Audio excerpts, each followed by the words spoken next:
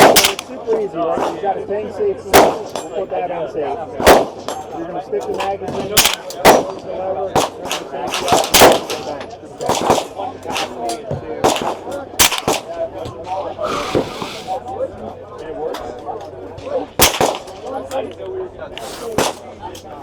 Okay.